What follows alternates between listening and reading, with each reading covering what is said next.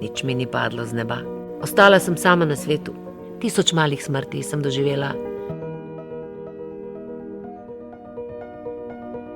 Vi niste svoja bolest. Vi ste oni koji traže rješenje za to.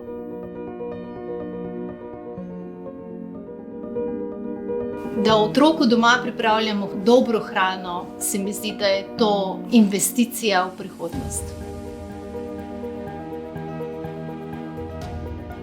Predstavila bom otroško igro Nekoč in danes in razložila, zakaj se mora vsak otrok igrati.